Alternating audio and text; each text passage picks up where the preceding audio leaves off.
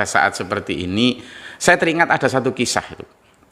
Satu kisah di mana Nabi Ismail ini putranya Nabi Ibrahim alaihissalatu wassalam itu sudah gede, sudah besar dan sudah berkeluarga. Ceritanya suatu hari Nabi Ismail ini sedang keluar untuk cari ma'isyah lah, untuk keperluan keluarga, bekerja intinya. Lalu yang di rumah hanya istrinya. Nah, pada saat itu kemudian ada seorang tamu datang, orang yang tua datang, kemudian assalamualaikum, waalaikumsalam. Tapi karena tidak ada ini, nggak masuk, di luar aja. Gimana Nduk, kamu istrinya Ismail ya? Nggih. Gimana Ismail, suamimu? Ya baik. Gimana kondisi keluargamu? Nah, ketika ditanya kondisi keluarga, si istri ini cerita, ya selalu kesusahan, nggak ada ini, pokoknya kurang lah secara ekonomi. Memang suami saya juga nggak terlalu pinter cari nafkah, gitulah, banyak, intinya mengeluh, intinya curhat.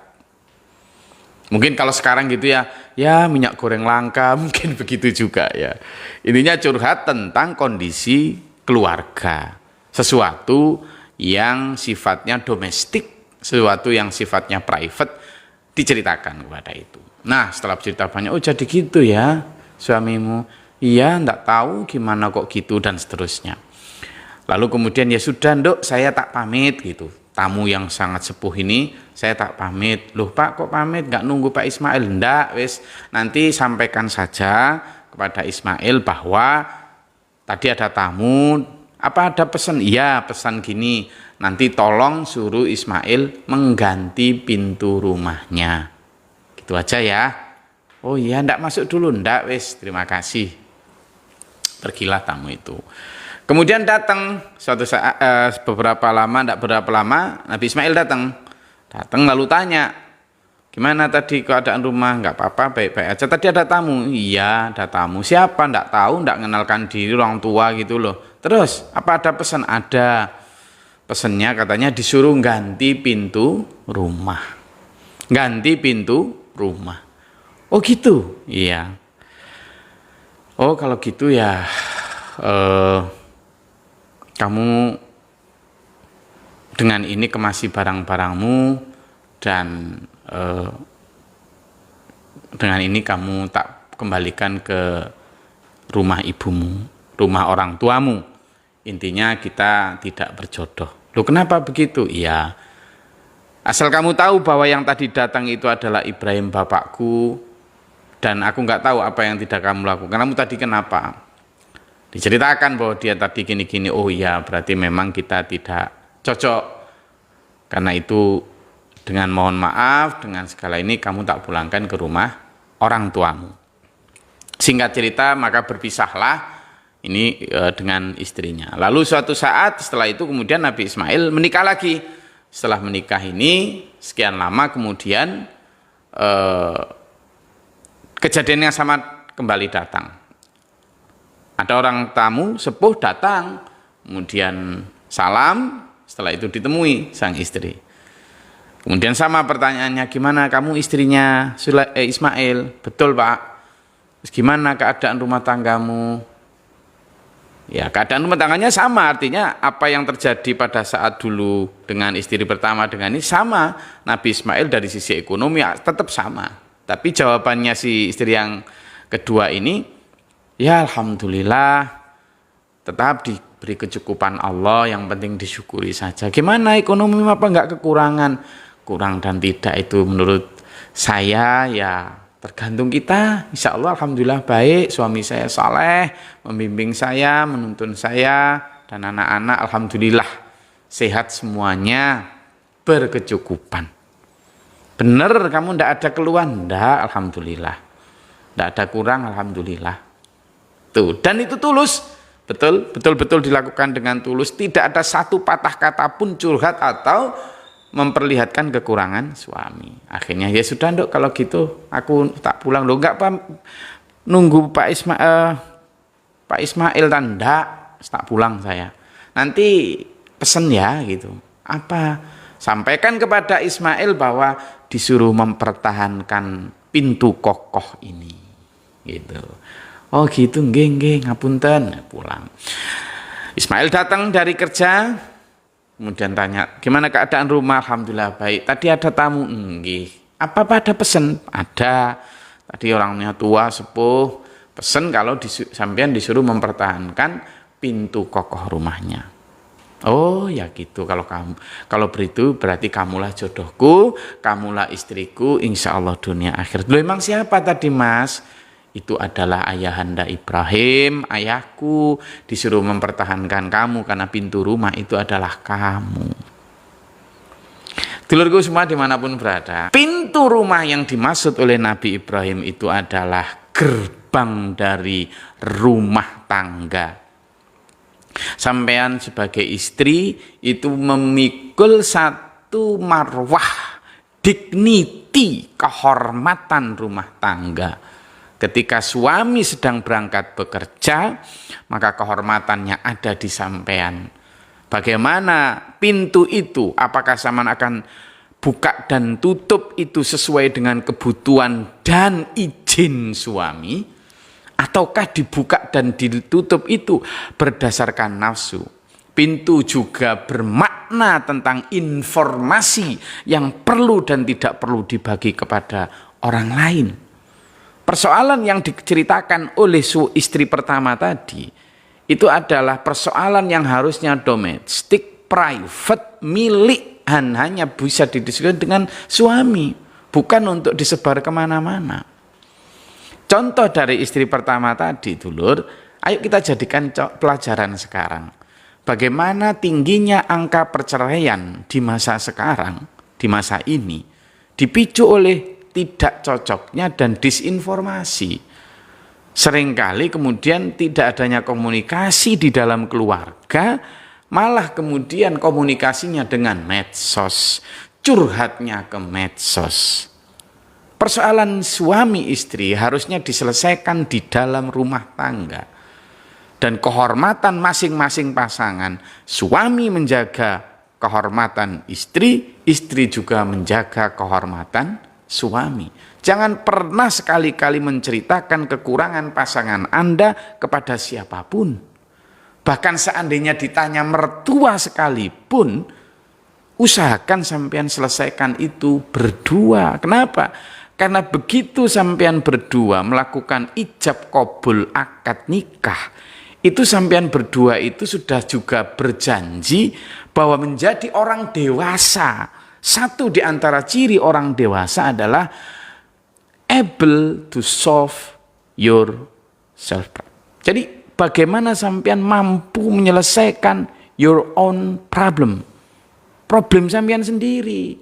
Ketika sama sudah, saya terima nikahnya, ini binti ini dengan mahar sekian, dengan mas kawin sekian, saya membayar sekian, halan atau tunai.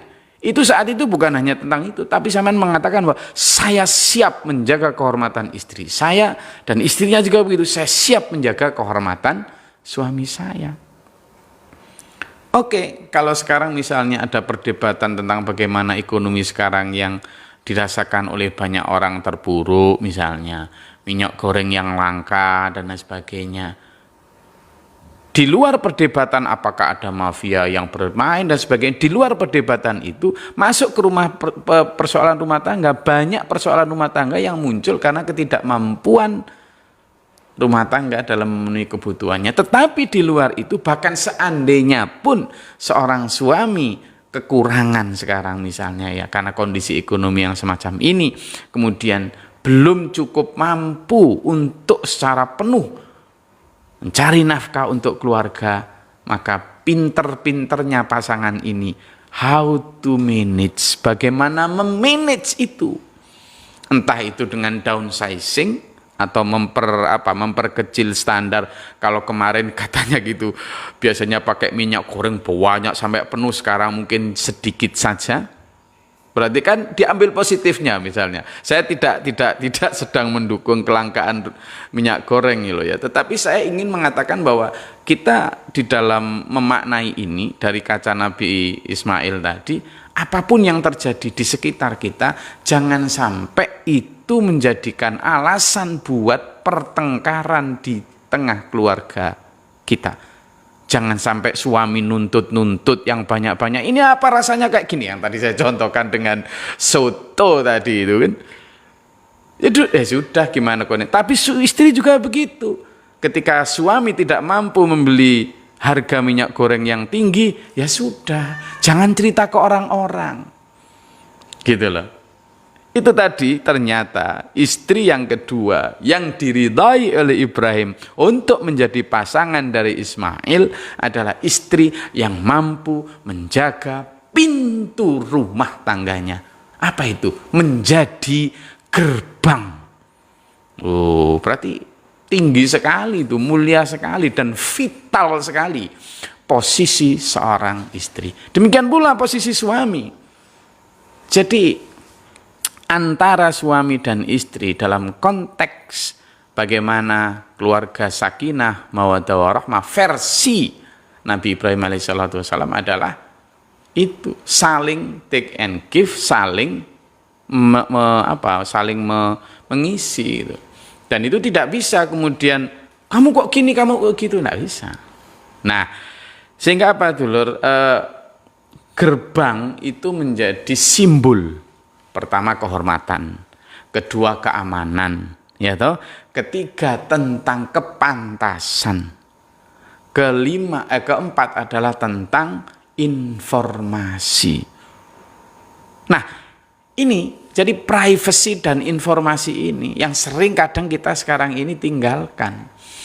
Kalau misalnya kita ukur tadi ya, antara kondisi yang dialami oleh istri Nabi Nabi Ismail pertama dengan istri yang kedua ini sama. Bukan kok kemudian pada saat istri yang kedua ditanya Nabi Ibrahim, bagaimana kondisimu? Baik-baik saja. Itu karena Nabi Ismail sudah jadi konglomerat. Enggak, kondisinya tetap sama. Tapi kenapa respon dan jawabannya berbeda? Karena sikap, perilaku, attitude, mindsetnya berbeda. Maka jadi siapa? Ya jadi yang kedua. Orang yang mampu survive, orang yang memiliki kemampuan survival pada kondisi apapun. Nah itu yang hebat. Gitu. Kondisi apapun. Gitu. Pada saat minyak goreng langka semacam ini, ya gimana caranya? Gimana? Ya sampean sendiri dong yang tahu, entah dikurangi minyaknya atau apa. Tetapi yang saya ingin sampaikan adalah pada saat seperti ini jangan sampai menjadi pemicu pertengkaran rumah tangga. Ya, jangan betul. Kenapa? Ya nanti bukan hanya minyak goreng, karena yang akan ada banyak, meskipun misalnya di rumah punya timbunan minyak goreng sekalipun, tetapi kalau ada persoalan-persoalan lain dan kita terbiasa untuk ngumbar itu ke orang lain, ya nanti akan jadi pertengkaran lagi. Terus gimana tuh lur? Ada kemarin saya baru mengadakan satu pelatihan. Ya sebenarnya lebih kepada workshop ya, bagaimana kita banyak metode brainstorming tentang manajemen keluarga versi Nabi. Nanti insya Allah kapan-kapan, mungkin pada saat Ramadan ya akan kita bahas bersama. Tapi sekali lagi memang kebahagiaan di tengah rumah tangga itu ketika ada mutual understanding ya, jadi ada semacam saling memahami antara suami, dan ini membutuhkan proses menurut saya. Tapi proses itu membutuhkan kesabaran, tidak mungkin instan. Sehingga kalau ada misalnya artis atau siapa public figure yang baru menikah 2-3 bulan kemudian cerai, lalu kemudian ditanya kenapa cerai, aduh tidak ada kecocokan, lah gimana wong keluarga itu dibangun memang karena tidak cocok kok. Lalu kemudian membangun rumah tangga untuk mencocokkan. Jadi perbedaan itu bukan untuk dipisahkan, tetapi perbedaan itu justru untuk disatukan. Nah, sehingga kembali kepada contoh dari Nabi Ibrahim tadi, yang ketika memberikan satu gambaran simbolisasi pintu untuk diganti atau dikokohkan, berarti apa? Di dalam rumah tangga ada yang harus dan dua pihak jika bertanggung jawab untuk apa? Menjaga kehormatan rumah tangga, terutama jangan gampang mengeluh, jangan gampang share di medsos tentang persoalan-persoalan rumah tangga kita. Just keep for yourself. Itu disimpan untuk diri sendiri, dibagikan bagi orang yang memang bisa memberikan sampean solusi. Silakan curhat, it's okay. Tetapi curhat kepada siapa? Pertama, orang yang amanah, orang yang bisa menyimpan persoalan rahasia itu. Yang kedua, orang yang jelas netral, tidak gampang berpihak karena like and dislike. Yang ketiga, sampean harus bisa kepada orang yang jelas-jelas akan bisa memberikan solusi. Yang keempat, solusi yang gimana? Solusi yang benar-benar berdasarkan apa? Wisdom dia, kebijaksanaan, bukan asal orang yang jeplak ngasih solusi. Siapapun orang bisa ngasih solusi, tapi kalau dia ternyata bukan orang yang wise, orang-orang yang bijak, nanti malah sama dapatnya solusi-solusi yang enggak solutif malahan, tapi malah kemudian menjadi bom waktu di dalam keluarga itu. Karena itu dulur, kemampuan kita untuk manajemen konflik di dalam rumah tangga itu merupakan sebuah keniscayaan yang harus dimiliki oleh suami dan istri. Dalam konteks ini saya tidak hanya menyoroti istri, tapi juga suami. Bagaimana mampu membawa rumah tangga itu penuh dengan komunikasi yang baik. Bagaimana membawa rumah tangga itu punya kehormatan. Tidak saja di dalam keluarga itu, tetapi juga di dalam komunitas di mana keluarga itu berada. Saya rasa itu dulur obrolan singkat kita. Insya Allah nanti di bulan Ramadan kita akan banyak berbincang lagi tentang hal-hal yang sifatnya aktual, termasuk saya juga ingin mengupas tentang moderasi beragama, di mana ada 4 topik yang sekarang lagi yakni tentang toleran, anti kekerasan, tentang komitmen kebangsaan, dan juga kemudian tentang menghargai budaya. Menurut saya itu nanti akan kita bahas di lain kesempatan, dan insya Allah juga tentang hikmah atau urgensi berjamaah sholat yang itu sekarang semakin banyak ditinggalkan, dan insya Allah akan kita bahas pada pekan-pekan mendatang. Terima kasih sekali lagi. Jadilah gerbang dari rumah, pintu rumah yang kokoh. Insya Allah itu akan menjadikan keluarga kita menjadi keluarga yang memiliki modal untuk sakinah mawaddah warahmah versi Rasulullah dan para pendahulu kita. Terima kasih. Billahi taufiq wal hidayah. Wassalamualaikum warahmatullahi wabarakatuh.